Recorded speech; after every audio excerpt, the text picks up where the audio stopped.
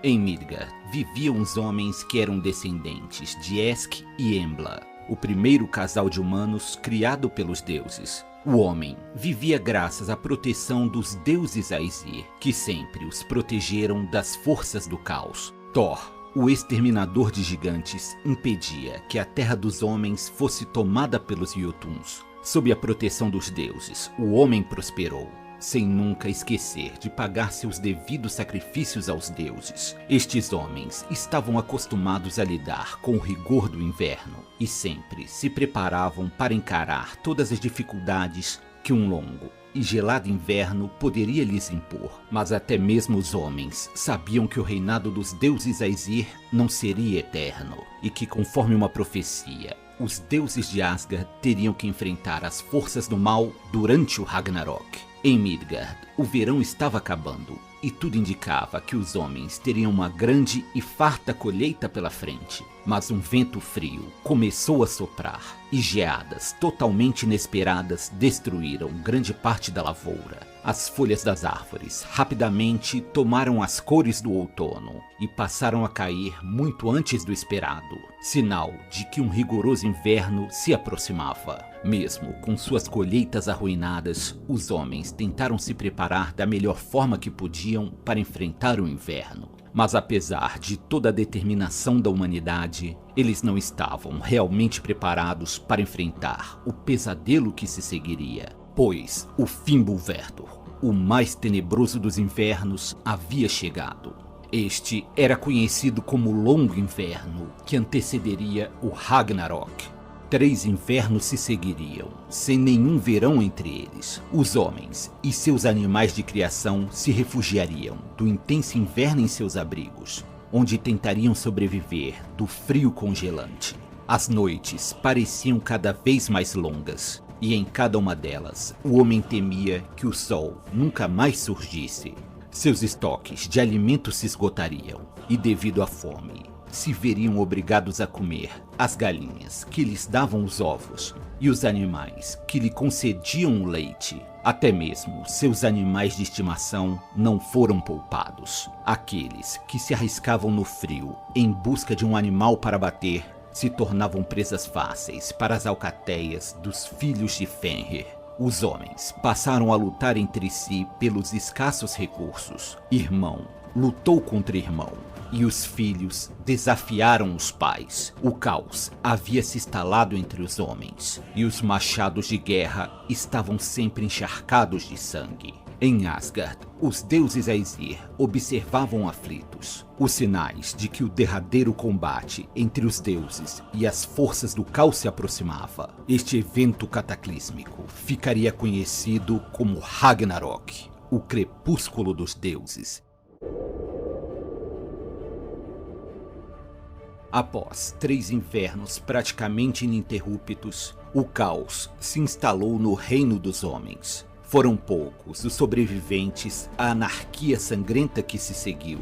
As condições profetizadas para o início do Ragnarok já estavam presentes. 2 lobos, que diziam ser filhos de Fenrir, cruzavam os céus, perseguindo o sol e a lua. O lobo chamado Hati perseguia a lua, enquanto Skoll perseguia o sol. As divindades que personificavam os 2 astros por muito tempo conseguiram escapar dos lobos, mas eles não poderiam fugir da prole de Fenrir para sempre. E assim, os lobos finalmente alcançaram suas presas e os engoliram. Sem o sol e a lua, o mundo foi tomado pelas trevas.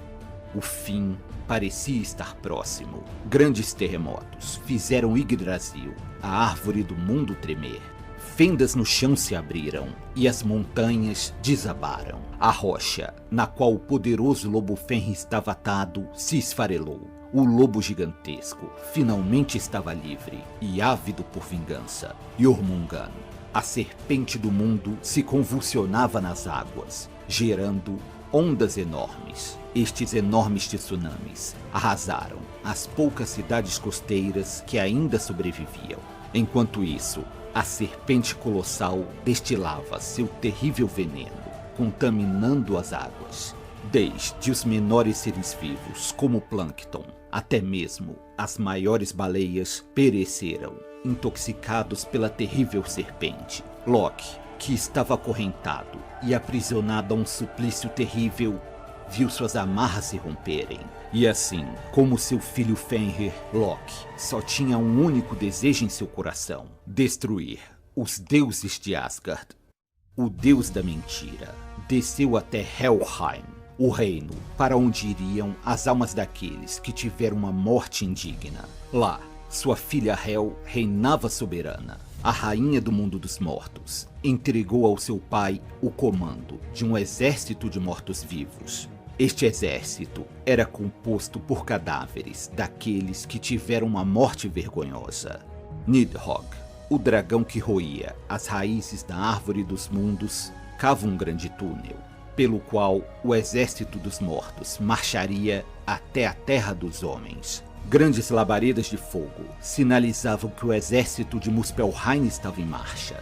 Os gigantes das terras flamejantes eram liderados pelo enorme gigante negro Surtur. Ele incendiava tudo que estava em seu caminho, fazendo uso de sua espada flamejante. Os gigantes de gelo de Jotunheim embarcaram em navios e partiram em direção a Vigrid, o local escolhido para ser o campo de batalha para o combate entre os deuses e as forças do caos. Heimdall, o arauto dos deuses, não tinha mais dúvidas. O Ragnarok havia começado. O deus finalmente sopra seu chifre Galahorn, e seu som pôde ser ouvido por todo o universo. Este era o alerta que todos temiam. O fim da era dos deuses Aesir se aproximava. As grandes batalhas do Ragnarok agora teriam seu início. O chifre de Heimdall soava, anunciando que o dia da batalha final havia chegado. As forças do caos, lideradas por Loki, estavam ávidas para pôr um fim no reinado dos deuses Aesir, e usariam de todos os meios disponíveis para alcançar tal objetivo. Os deuses de Asgard sabiam que a grande batalha era inevitável, e por milênios se prepararam para o grande dia. Os portões de Valhalla se abriram, e milhares de guerreiros marcharam, formando o grande exército de Odin. Este exército era formado pelos mais bravos guerreiros, que enquanto ainda eram vivos, pereceram, lutando bravamente nos campos de batalha. Seus espíritos foram conduzidos pelas valquírias até o salão do Valhalla, onde aguardaram para mostrar novamente toda sua coragem, lutando ao lado dos deuses durante o Ragnarok. Todos os deuses capazes de empunhar uma arma se juntaram às fileiras dos combatentes. O massivo exército de gigantes de Muspelheim tentou destruir os portões que protegiam Asgard. Foi quando a ponte Bifrost desabou e parte do grande exército caiu nas águas. Os asgardianos vibravam, enquanto os gigantes de fogo se afogavam nas águas do rio. Mas os deuses sabiam que seu destino não era se esconder atrás das poderosas muralhas feitas pelo gigante construtor. O destino dos asgardianos era enfrentar honrosamente as forças das trevas em campo aberto. Assim, Odin, montado em seu glorioso cavalo de 8 patas, dá ordem de ataque. O exército dos deuses partiu em carga contra seus inimigos. Quando os exércitos se chocaram, o impacto foi tão poderoso que fez todo o universo tremer. Thor, o campeão dos deuses, estava ávido para esmagar a cabeça de milhares de gigantes e abatia seus inimigos a centenas. Durante a batalha final, os gigantes de Jotunheim eram liderados por Hyrinn. Estes combateram as hostes de Odin com grande coragem. Loki comandava o gigantesco exército de mortos-vivos de Hel, composto por aqueles que tiveram uma morte indigna. Frey, o deus Vanir, lutava bravamente ao lado dos asgardianos, montado em seu javali dourado. O valente deus atacou Surtur, que era o poderoso líder dos gigantes de fogo de Muspelheim. Frey deu o melhor de si, mas isto não foi o suficiente para derrotar Surtur.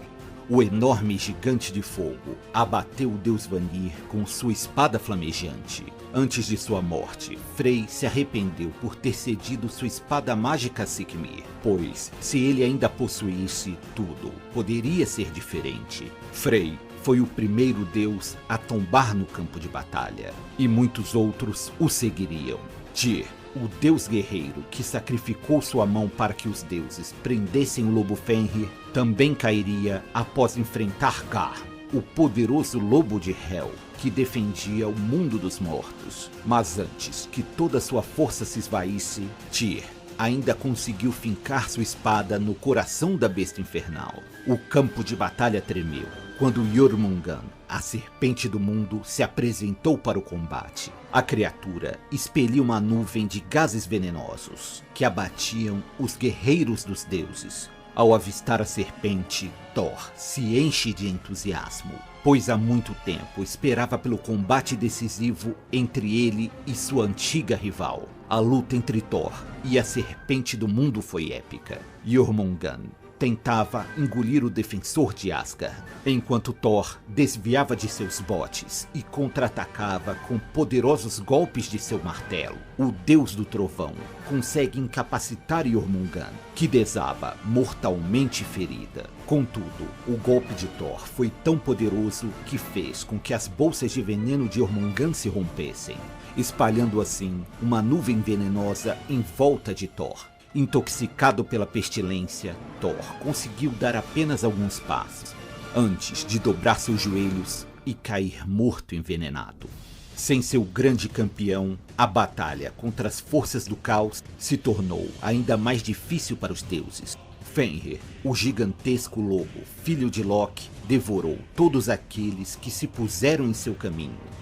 Mas o que ele mais desejava era encontrar Odin, seu inimigo mortal. O deus supremo de Asgard sabia que o seu destino era combater o temível lobo filho de Loki, e não se furtou de enfrentá-lo. Odin esporeou Sleipnir e avançou em carga contra Fenrir. Mas o destino de Odin não era sair vivo desta disputa. Fenrir abriu sua enorme boca e devorou o pai de todos. O gigantesco lobo tripudiava dos deuses após sua vitória sobre Odin. Tal provocação encheu de ódio o coração de Vidar, filho de Odin. Sua fúria lhe concedeu uma enorme coragem. Vidar então atacou Fenrir, e este tentou abocanhá-lo, mas Vidar fincou seus pés na língua do lobo e com seus fortes braços afastou os dentes da fera. Sua força foi tanta que rasgou a cabeça do lobo ao meio. Fenrir estava morto. Mesmo com a morte de seus filhos, Loki se satisfazia com a carnificina, enquanto assistia à queda de um deus após o outro.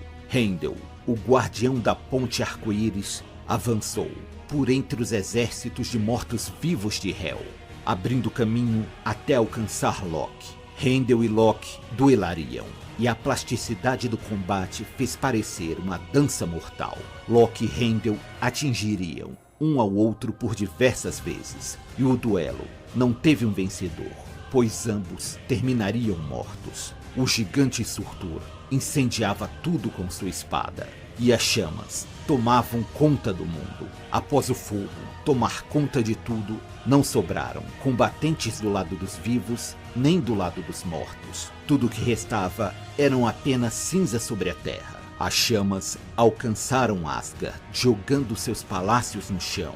Foi quando o nível das águas do oceano começou a subir, criando um verdadeiro dilúvio. As águas varreram tudo que estava sobre a terra. A era dos deuses Aesir havia acabado. As águas que varreram a terra recuaram, e na terra que emergiu, plantas voltaram a brotar. Um novo sol surgiu, afastando as trevas que tomavam conta da terra. A árvore Yggdrasil não suportou os danos causados pelo Ragnarok e caiu. Mas dentro do grande freixo estava escondido um segredo dos deuses. Lá, eles haviam escondido um casal de mortais, para que assim a raça humana pudesse resistir aos eventos do Ragnarok. Seus nomes eram Vida e Desejo de Viver. Graças ao amor deste casal, o mundo seria novamente repovoado. O reino de Asgard havia desaparecido, mas um novo reino, chamado Idavol, tomaria seu lugar. 6 deuses tomariam seus assentos em Idavol. Os filhos de Odin, Vidar, que matou Fenrir, e seu irmão Vali estarão lá. Os filhos de Thor, Magni e Mud, portarão o martelo do pai e defenderão este novo reino. E do mundo dos mortos ressurgirá Balder, o mais querido dos deuses, que juntamente com Rod ressuscitarão para tomar os últimos assentos. Em Idavol, os deuses relembrarão as antigas tradições e discutirão sobre o futuro, tentando não repetir os erros do passado. Eles encontrarão as peças douradas usadas nos jogos dos deuses Aesir, e assim como seus pais, eles darão início a uma nova partida do jogo ancestral. Um novo ciclo estava começando.